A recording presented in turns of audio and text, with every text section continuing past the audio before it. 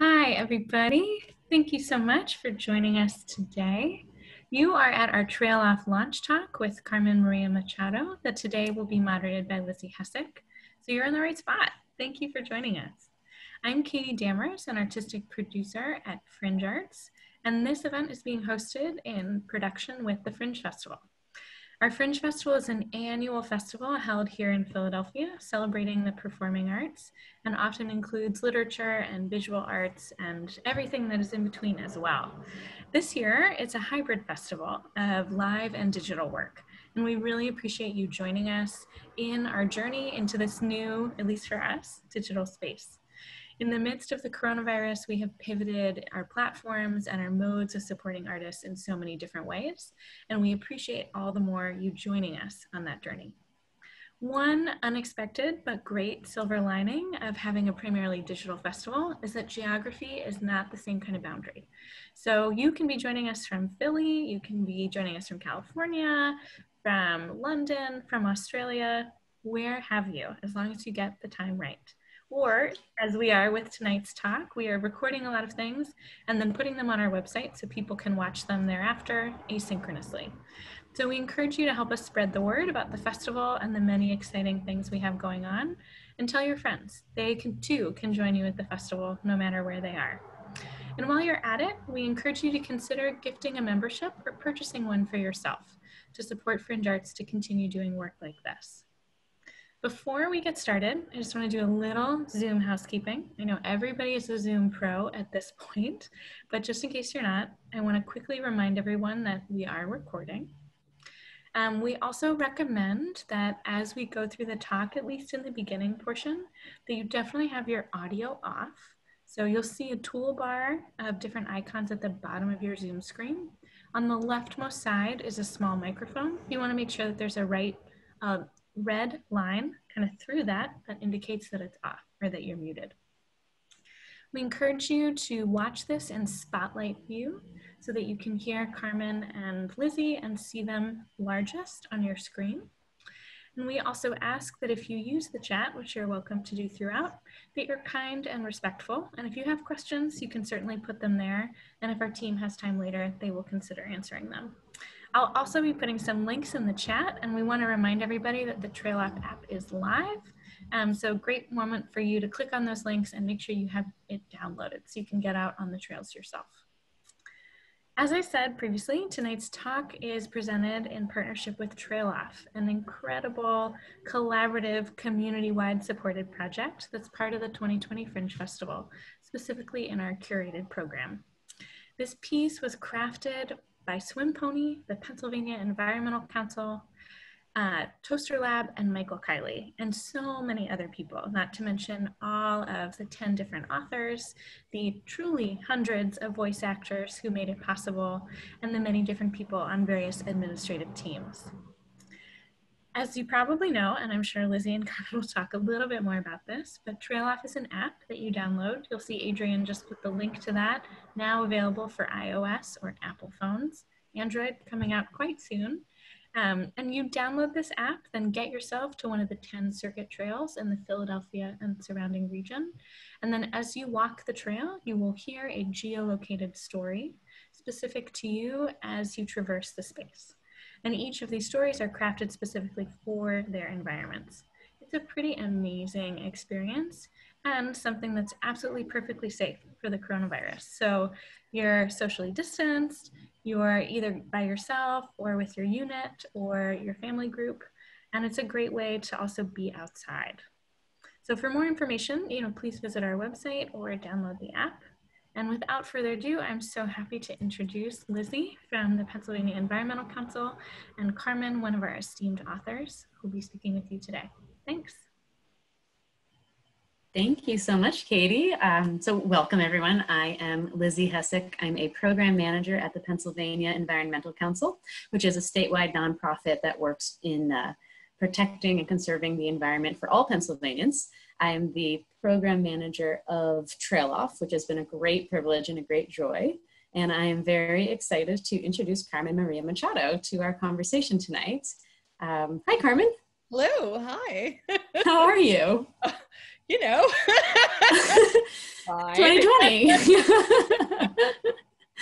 Well, I'm super excited that you're here. I'm just thrilled that you were a part of TrailOff. I love your story, which takes place on the Manayunk Canal towpath in Philadelphia and stretching from Manayunk out to the Chaumont Station, which is sort of an old creepy train station on the SEPTA line.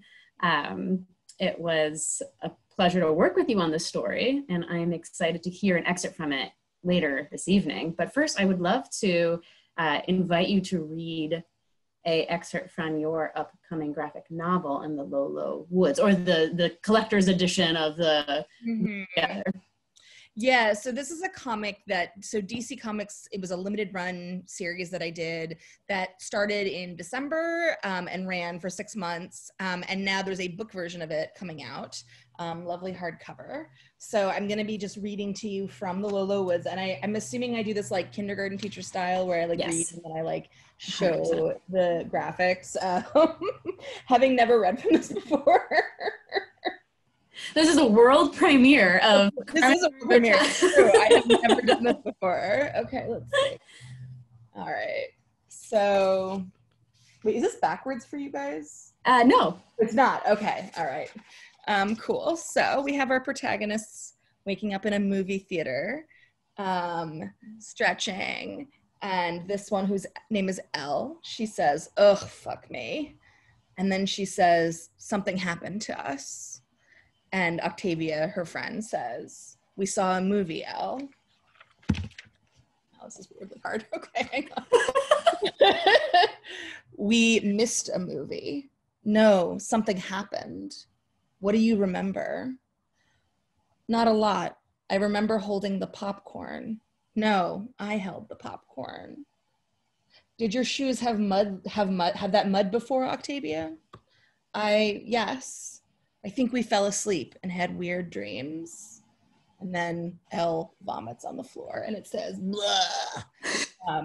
As it turns out, there's an entire like library of like sounds in comics. So they were like, "We want to make a vomit sound. How do you do?" And I was like, "How do you do that?" And they were like, "Well, it kind of looks like this." And then they gave me like a bunch of letters. And I was like, "Yeah, that looks It does sound like vomiting.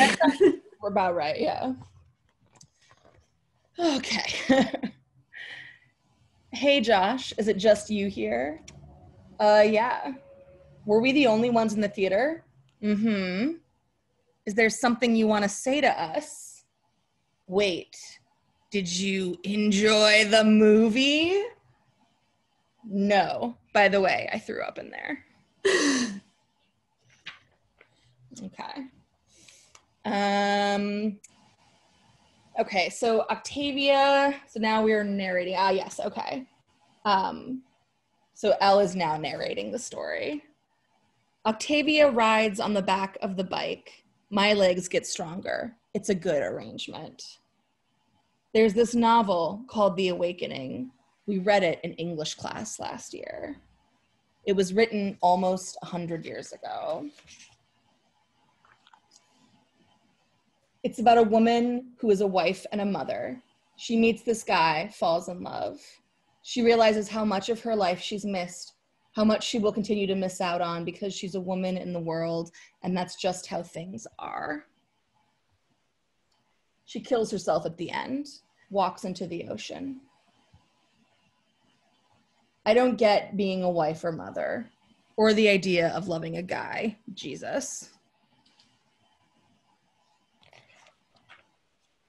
But I do know what it's like to be in one place in your life and then suddenly be in another. Oops. Sometimes it's as complicated as Ooh. Sorry. We're like really getting into the being in one place or another aspect of the story. I know, right? Here we are in my living room, but also in the ether. Oh my goodness. Hang on. I'm gonna just. And in the Low, Low Woods. And in the Low, Low Woods. I'm just gonna switch sides. This is easier. Okay. Sorry, everybody. Okay. Sometimes it is complicated as understanding that the world is not always what you thought it is. But sometimes it's as simple as waking up. And then they see a rabbit and crash the bike. Crash. God damn it. Fucking rabbits. V, are you okay? V? And as you can see, Octavia's face is kind of freaked out because she sees a deer monster. Fuck. Was that also, did they have like a dictionary of ways to No, but you see her noise, the deer woman's noise is like which is another noise they suggested to me, the editors. And then they panic and they bike away very quickly, as you can see. Okay. What the fuck was that? A really messed up deer, but it almost, didn't it kind of look human? Maybe someone fucked up a spell, or maybe it came out of the crevice in the park. Maybe we should tell someone. What, and set off a curfew like last year? Fucking forget it. I don't feel like evading monsters and cops at the same time. My legs are not that long, dude. What happened to us in the theater? I don't know. Liar. I don't think anything. I know you all don't know her very well, but that's a very fucking funny thing for V to say. She's almost never not thinking. Like, did we get roofied or something? Did we have a collective stroke? Was Sea Dogs so bad we just blocked it out? What? No. What? And what about Josh? What the fuck was his deal? L, he knew something. L, I've known that dude since kindergarten. He's a mewling milquetoast piece of shit. L, the whole world feels off kilter, shifted. Everything's always shifted in here. More than normal. I don't like it. Do you remember that story about your grandmother told us about how the women around town used to forget things? Yeah, I was thinking about that too. I miss her. Me too. If we don't get home soon, my mom is gonna lose it. See you tomorrow. Yeah, see you. I think I will read just this final page. So the story is actually set in a fictional version of Centralia, Pennsylvania. The town is called Shudder to Think, Pennsylvania, which is where they are. Years ago, something happened in Shudder to Think. One day, it was just your regular piece of shit coal mining town where people died the way God and the company intended, hacking up pieces of lung and crushed beneath 10 tons of rock. The men were always sick from the mines. That's just how it was. Soot and smoke filled the air and dirtied the glass and the curtains, and you were grateful for it. You were grateful that the company gave you the opportunity to clean up their messes. But the women got sick too, in their own way. They would forget things, wake up in strange places. Then one day, a fire started, but not the regular kind, underground. All those coal mines started to catch fire, the companies and the bootleg ones too. Some people thought it was lightning. Others blamed a local garbage dump, the trash that smoldered there. Either way, the ground got hot and opened up. Imagine it, all that heat with nowhere to go. The earth splitting like a thickened skin on the back of your heel, smoke filling the air like the edges of a dream. The ground was lousy with sinkholes. Cellars became hot as ovens. Food spoiled, milk curdled. Babies were born with placenta black as soot, so glossy and opaque it looked like their mothers were giving birth to coal itself. People couldn't breathe. Dead babies were crawling in their cradles. Some of them, the women, disappeared in the night. Some of the men too. They went underground and never came back up. The company kept the men down there until they started refusing to go. So the company brought in new men from West Virginia. That's how Octavia's granddad got here. Anyway, soon those men started refusing too. The company shut down for good, but the fires kept burning. And if you want to find out what happens after that, you'll have to buy the Lolo Wood on sale on Tuesday.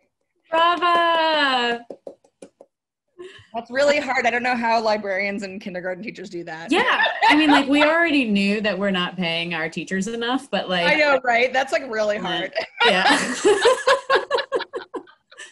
Thank you so much for sharing that. No problem. I want to personally say thank you so much for elevating stories about Pennsylvania, which is near and dear to my heart. Mm-hmm. Now that they're, removing Centralia from maps, I feel like we need high quality graphic novels to remind us of what has happened in communities. So thank you for that. I agree. And I also, so I'm really excited about one of the things that you said, that you wrote in that excerpt about how the world is not always what you think, which I think, or the world isn't always what you thought. That really encapsulates for me what we've been trying to do with TrailOff, in a way, like taking people to these landscapes that we have one perception of, and with the stories, showing folks that there's a whole nother way to think about these spaces, and there are all kinds of different experiences that are not sort of at the surface level, but are maybe burning underneath the ground. So I would love, if it's okay with you, to hear an excerpt from your TrailOff story, and then maybe compare how some of these themes are coming through them both. Mm-hmm. So let's see if Katie can. Yeah, coming right up. Thanks, Katie. All right, here we go, everybody.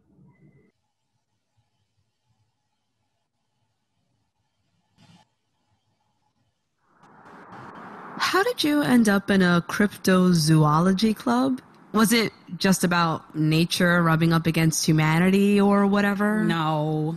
I wrote a paper about Philadelphia's greatest monster for history class, and my teacher did not respond well. So I decided to find some people who would understand my interests and help deepen my knowledge. What's Philadelphia's greatest monster? The Jersey Devil. Wouldn't the Jersey Devil be New Jersey's greatest monster? That's what they want you to think. Who's they? You know. Jersey. Do you know the story of the Jersey Devil? I think all I know is it flies. There was this woman who lived in the Pine Barrens of New Jersey, Mother Leeds, and she had 12 kids and didn't want any more. And then she got pregnant again for the 13th time. And when she gave birth, she cursed the infant as it came out of her. She said, "Let this one be a devil." And then she gave birth to a hideous monster with leather wings and hooves, and it slaughtered the midwife where she stood and flew up the chimney and was loosed on the world. And it kills people, right? Well, maybe. Definitely animals. Anyway, people are always going hunting in the Pine Barrens for the Jersey Devil because they don't realize that it made its way out here. Why would it come here? Okay, so there was actually a guy named Daniel Leeds, and he was one of the settlers who colonized New Jersey in the early 18th century. And many people believe that it was his and his family's many feuds with the Quakers and Benjamin Franklin that led to this very unkind association between him and this monster. Okay. So maybe its territory is bigger than anyone thought. And it's just because of those earliest sightings that it has that name. Or maybe it just liked it out here better and moved, but it's here. How does this fit into your nature versus mankind theory? Think about it. Settlers? Colonizers? What's a worse invasion of the land? Yeah, I guess you're right. All I'm saying is, Jersey, Philadelphia, whatever. The Mid-Atlantic region decided to fight back.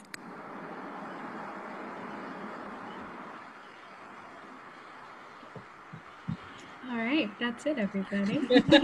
Thank you so much. It's so cool hearing that audio. Well, yeah, because you wrote the story. I did, and then an actor who's much better at me than reading read it out loud. I had the privilege of being in the room for the recording of part of your story, and there was just a solid 10 minutes of Michael Kiley, our sound engineer, saying to the actor, "So can you scream again? And try screaming again." And just 15 minutes, like, it was amazing. It was like pure professional theater. Like, it was wonderful. Anyway, well, that's fantastic. And can you tell us a little bit about your TrailOff story, starting with its name, which is a pretty funny name. So it's River Devil 2. Wait, is it The Return? Wait, is The Return? Return. Yeah, it's got a long title.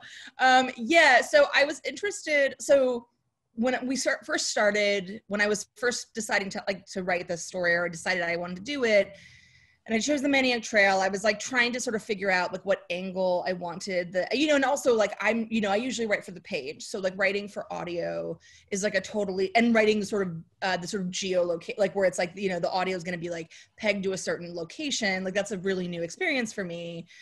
So I was like, and I like wanted it to be horror because I love horror, and I didn't know it was going to be released in the middle of a horrifying pandemic. And so I was like, okay, so horror story. And so I was looking up like monsters, like Pennsylvania monsters.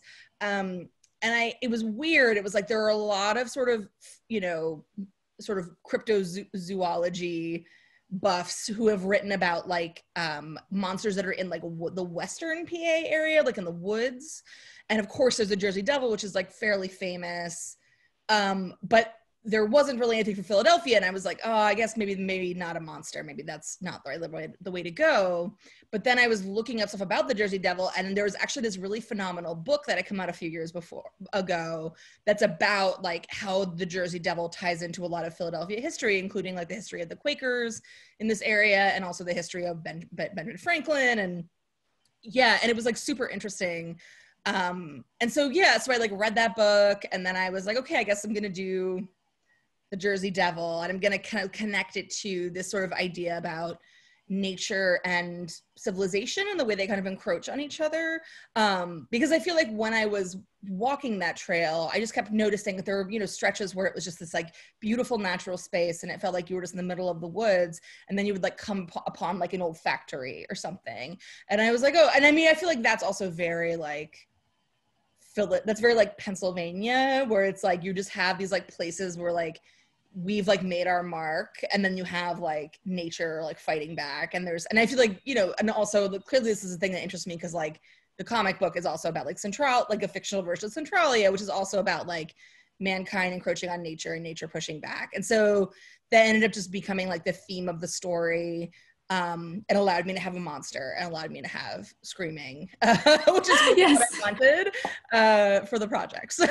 Well, one thing that's really interesting to me as an environmental professional and as a trails and recreation person in particular, we think a lot about trail programming. Something that's pretty common is like a nature walk or a history tour. You'll be walking along the trail and point out like in that old factory or like that monument to the railroad, how great that we're celebrating this progress. And I love in your story, not to give too much away, but that's not necessarily the take. And you could see her in the clip too, where the one character is saying there's this tension between man and nature, and what is a bigger encroachment on nature than colonization, and this way of being in this space. So like us as being people using TrailOff and walking down this trail that normally we'd be like, oh, neat, like industrial heritage, which is like an interesting history, but sort of flipping the script and seeing it in a different way. And I find in your work in general, the way that you use horror, the way that you use science fiction and fairy tales even, or we were talking before about the choose your own adventure chapter in the Dream House, that it seems to me that you are looking creatively about flipping the script on different literary genres and the stories that they tell. Yeah, well, I find, genre, I mean, I think it is its own pleasure. Like, I mean, I honestly, the way I've been soothing myself during this pandemic is watching a lot of horror movies. So like, they offer their own pleasures that are fairly pure, but I also feel like, you have these like, sort of ways of entering into conversations about whatever, about like, human nature, or like, things like nature versus humanity, and just like people in general, and like the human condition or whatever. And you have all these like interesting tools at your disposal, because these genres are going to have their own sort of tropes and histories and like things that you can do. And so for me, like, I liked the idea of like the Jersey Devil sort of embodying like nature. Like, it isn't just nature fighting back. Like, I don't know if, I mean, I guess I can spoil it because it's a bad movie and it's also very old, but there's this movie that came out called The Happening. It was an M. Night Shyamalan movie, who's, I guess, was also a Philadelphia native. Your brand right now is like... as I was saying that, I was like, oh wow, I'm super PA focused right now. It's just funny because I used to never be so PA focused, like, in my work, and now I really am. But The Happening is quite silly, but like the plot of it is that people start committing suicide in like massive numbers and they don't know why. And sort of the twist of the movie is that the trees are fighting back. And so the trees have created this like pollen or this like pheromone that makes people want to kill themselves because people have been ruining nature so much. Oh yeah. So like then it becomes about like the wind shifting, and like if the wind shifts towards you to like run, because if it gets to you it'll like, which is like, it's not a great movie, but it is interesting sort of thinking about like, yeah, how does like the way that nature would fight back in theory, like how does that manifest, or like what would that look like? And so for me, I was like interested in that being an actual monster that is like stalking people in the woods and has its own agenda. Yeah. I love that. Yeah. And another way that, so another goal of TrailOff is to diversify the stories that we're telling on trails, to diversify sort of who we expect to hear from in these spaces. So your characters are both women of color. For me, they're queer because they don't, say they're not, so they are. And they're like, like working women in this space. They're also not on the trail for recreation. They're on the trail for work. So I think there are all these different ways that you're subverting who I think is the typical, like what we imagine when we think of the typical trail user. I'm interested in your own experience on the trail. I know you had a sort of very special experience when you were out on the trail doing the research for this story, but in general too, like what is your experience in nature and how did that influence not just the TrailOff story, but in general, the way you think about the Lola Woods, etc.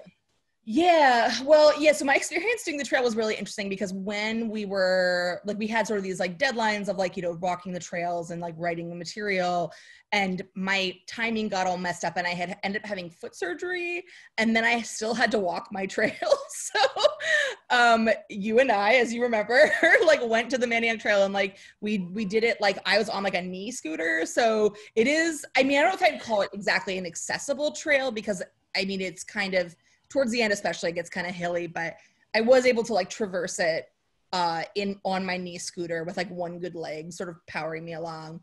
But yeah, and yeah, I feel like my relationship with nature is kind of unusual in that, like, I don't know, like my father, like my father and his father are not white and like all really love nature. And so there's like, I think always in this tension because like, anyone who knows like, the numbers of like people who like go to national parks, like there's always these conversations about like how, folks of color like often aren't considered or thought about. And, there's like this way in which we think of nature and like hiking and going to national parks as like a white thing.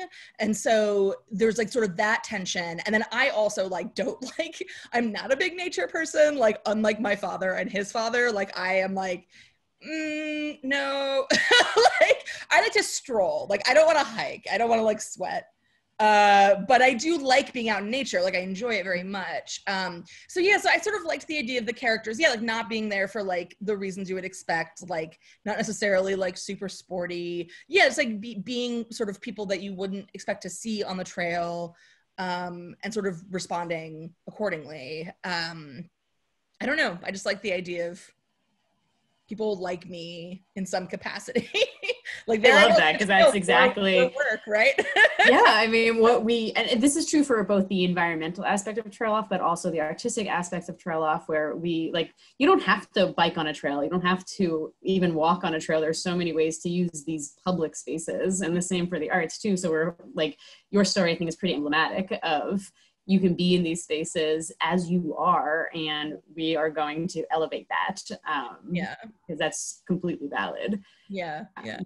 There's another TrailOff story that takes place on the DNR trail out in Jersey over by New Hope in Bucks County, to keep this Pennsylvania centric. But it is also like a kind of scary take on walking on the trail. And people frequently come to nature, or they think about nature as a place that is peaceful, or, there's studies that show that spending time in nature reduces your cortisol levels and it's good for your de-stressing. That's not necessarily what's happening on the Maniac Towpath when we listen to your story, because it is fairly frightening. Mm-hmm. Was that intentional? Was there, I know you're saying like, I like horror in general, and it is a genre that you have, really excelled at, and that you enjoy. Was there any intentionality behind putting a super sort of non-normative experience in this space where people would typically be coming for relaxation?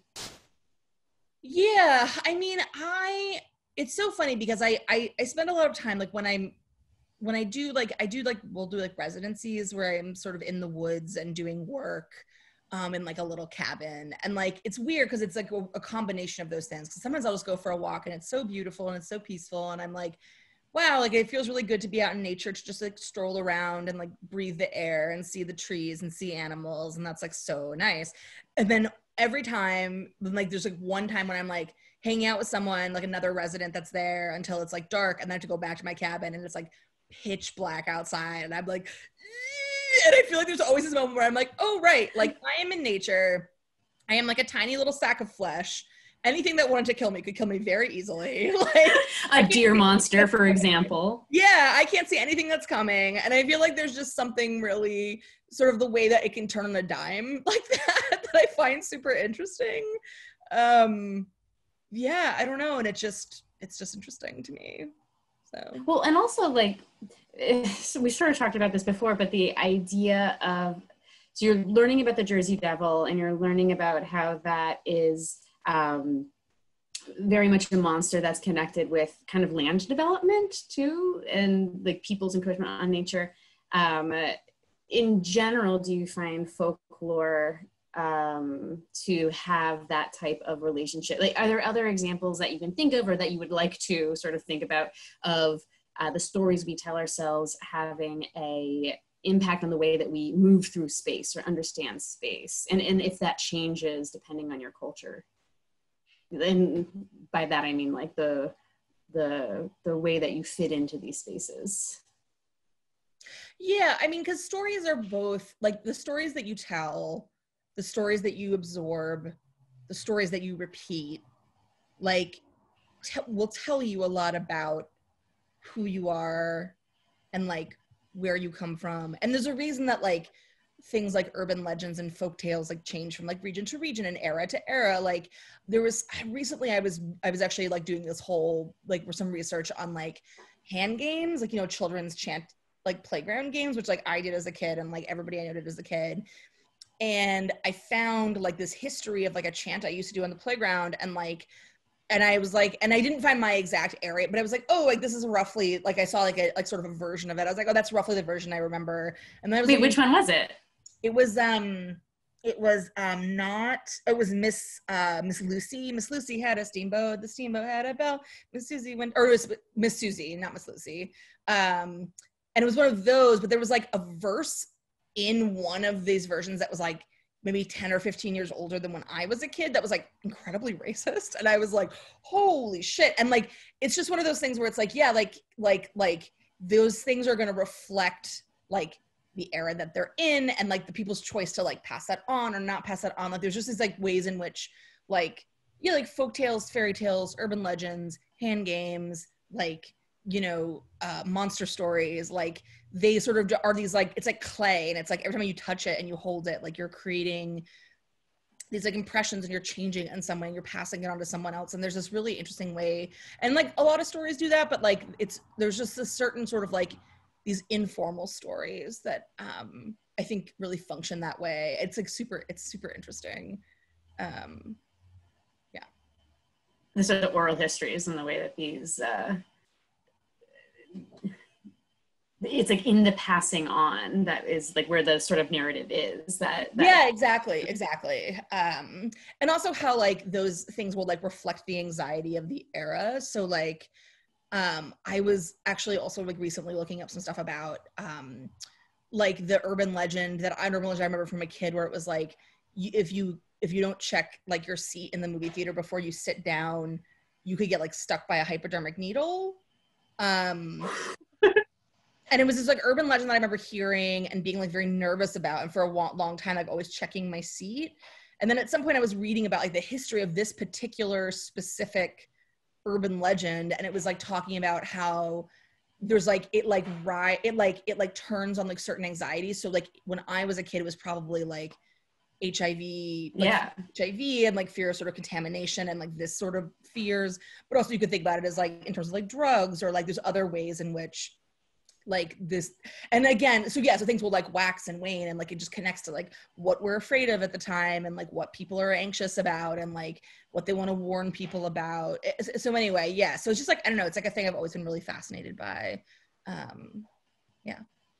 I love the way that you have been able to sort of, I mean, I knew about the Jersey Devil, but I thought it was like I would go to the Pine Barrens and be like, the Jersey Devil, and or not, yeah, go ahead. Oh, I was gonna say, no, the Jersey Devil is actually fascinating. So like in this book, so like all I knew of the Jersey Devil was like, I had seen like versions of it in movies, because there's a version of it in, what's that movie? Jeepers Creepers is like a Jersey Devil monster type thing. I don't actually call it that, but it's like a fairly clear version of it. But this book, which was, was basically sort of like, where did this story come from? Like what was the origin of this monster story? And like the connection he makes is like this guy, like Daniel Leeds, who like is just this like kind of a piece of shit and like fights everybody. He's like constantly battling with like the Quakers and like Benjamin Franklin, and then at some point like someone just is really kind of mean and like makes this story about his family, and then it becomes this like legend, and like also like merges with like certain like the author sort of posits like it merges with like certain sort of indigenous like narratives about certain creatures, and like this sort of marriage of like these like stories that exist in this one tradition, and then you have like gossip, this like dude and like everything kind of melds, and then eventually you have like this creature and this thing that like comes to life. So it's in the same way, it's like organically seeing how like a monster gets created, like a kind of story based on certain like fears and anxieties and like tendencies and whatever, and then you suddenly have like a creature that like reflects all those anxieties. So would you postulate that most of cryptozoology is from that sort of like, that is the way that most of these cryptozoological creatures are formed, is by these ideologies coming together? Or I think it just depends. I mean, I think, yeah. That's like what they want me to think. I mean, I feel like it depends on like what the monster is, but like certainly it's like weird natural phenomena mixing with stories, and like people seeing things drunk or at night or in a state of emotional duress. And then I don't think it takes very much, and then it like takes on a life of its own, which I think is is really interesting. Is there anything that you want people to like take from the story in particular, from your trail story?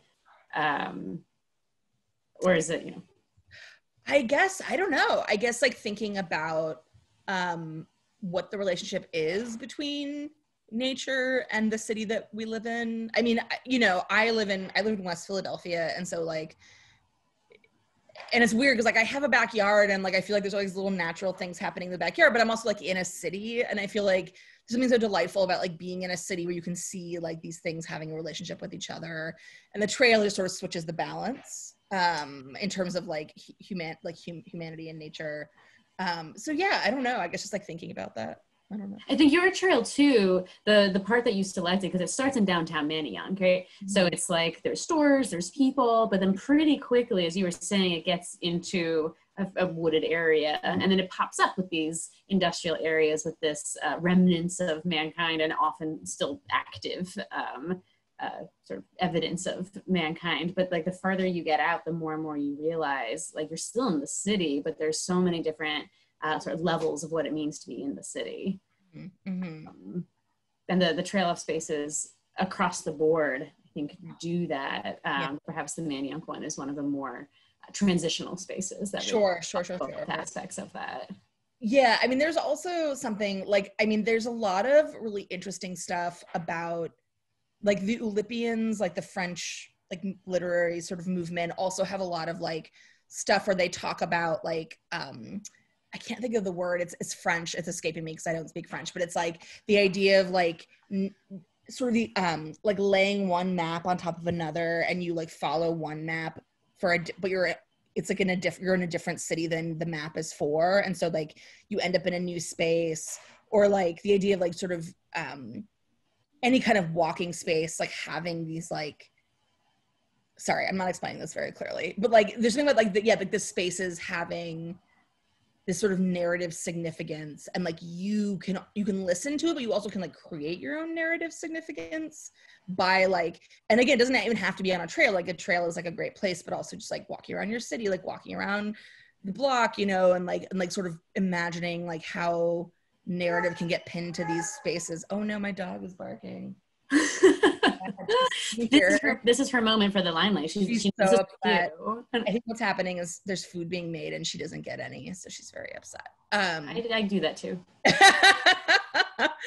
So yeah, I don't even know where I was going with that. Anyway, so I make your own trail off anywhere. Say it again.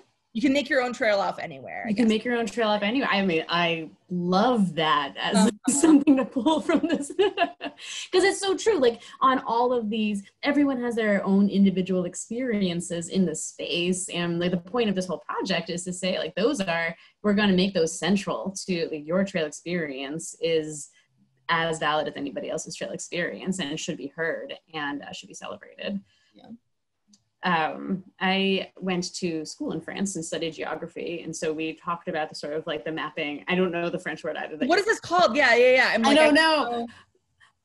Anyway, I had an entire semester on l'espace vécu, which is just like lived space, and it was just like somebody telling us for 6 months, your geography is different from everybody else's geography, and that idea of like, you move through space and you have a conceptualization of space that is completely unique to anybody else.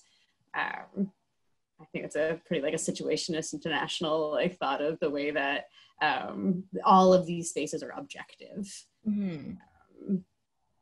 And I think that looking at the genres that you're working in is also making that point stronger, that like every way to perceive these spaces is based on your own experiences of fear, your own experiences of sort of past learnings. Mm-hmm. Were you fearful when you were walking on the trail? No, because we were there in the middle of the day and you were with me, and I'm pretty. Yeah, you're a very bubbly spirit. It'll be hard to be afraid with you, I think. But I bet if I was there at night, it'd be really scary. Like I bet if and our creative director, Adrienne Mackey, was just saying that she did do your story at night and was absolutely terrified. Yeah, I could see it being very scary if you did it at night. Especially like as it escalates. I feel like, I don't know, at some point like y'all sent me like the audio of just sort of some of the stuff towards the end, and I listened to it like in my office in the middle of the day, and I still was like, because it just sounded so creepy. I would also like to say, for all of the people who are less into horror, like I can't handle horror, but I love your story. So like there's a middle ground where like you can, I think if you're like predisposed to want to be scared, it will scare you. And if you're like, I don't want to be scared and I don't like spicy food, like I need to, you can still do it. I don't want to discourage anyone from the story because it really is remarkable. I don't think we've actually talked about the TrailOff experience is downloading a app, which is currently available for Apple phones and will soon be available for Android phones. And as you walk along the trail, so Carmen, your trail starts, your story starts at the downtown Manayunk on the towpath and goes out to Chalmont Station, as we mentioned before. And so as you move along the trail, the story will unravel or unfurl with your movements. And you looked specifically, like you mentioned a couple minutes ago, that there were different points along the trail that you'd be going through the woods and all of a sudden there was a water outlet or a factory. And at those points, you would write a segment of the story that would, as you walk past that, the listener will experience that part of the story. Were there any parts of the story in particular that people should look out for that you have like a particular attachment to, or something that really surprised you? Basically, should give us an Easter egg so that when people on this event are going through the story, they can be like, well. I think my favorite like creepy location was like those like big storm drains. Like there was like those twin big storm drains, like just like off on a bridge. So it like looked really pretty because we were like crossing the bridge and it was like trees and so lovely. And then at some point, like I turned and there was these like big dark holes just like in the side. And I was like, ooh. A monster could hide in there, couldn't it?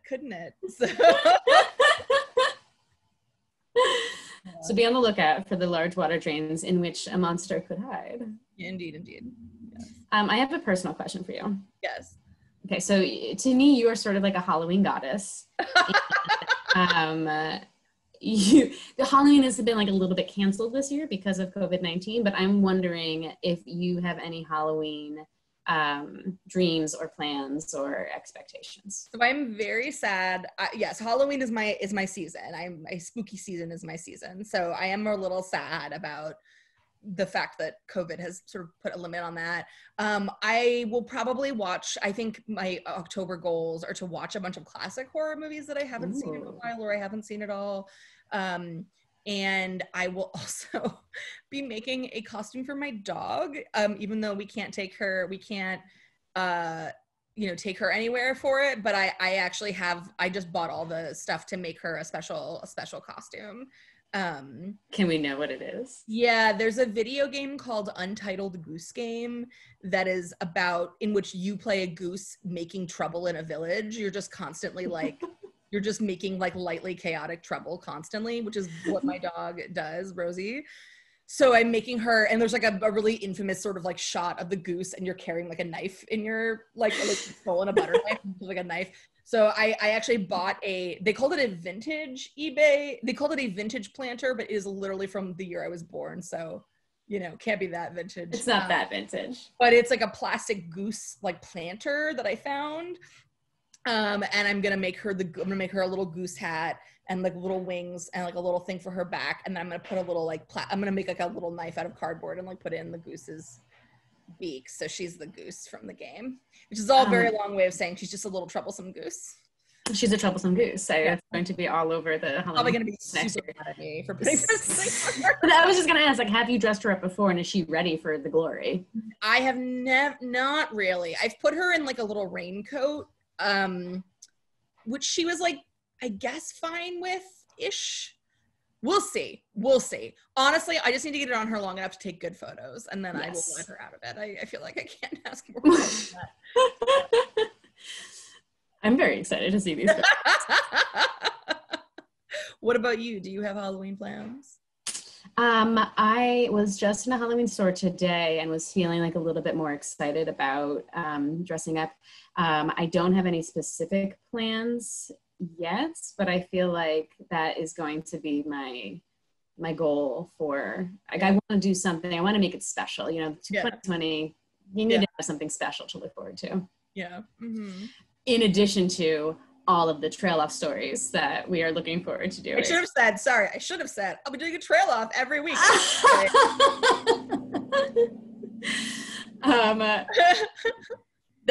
soon as I have an episode for it, so I'm going to be like going to get it pretty immediately afterwards. Yeah. Well, I will be looking forward to seeing the mischievous goose on Instagram, if not, around Philadelphia, as you are, Philadelphia and around West Philly. Well, I loved having this conversation with you. This is so nice. This is so fun. It was also just an absolute pleasure to work with you on TrailOff. Thank you so much for your participation. Thank you. Well, thanks. This has been like a very long and wonderful journey.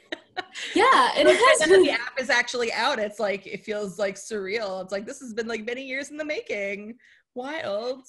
It has been. It's been many years in the making, many years that we were not necessarily expecting it to launch during a pandemic, but also if you have to launch an experience that you do individually outside and you can be masked, why not do it now? Exactly. Well, Carmen Maria Machado, thank you again. I'm excited to experience your story in the space, and I hope everybody listening tonight and watching tonight will get out to Manayunk.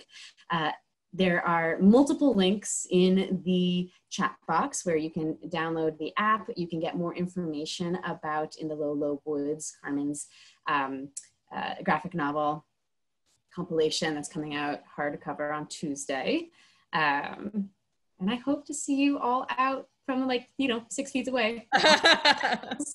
throughout. TrailOff will be available during the Fringe Festival and then again throughout the year.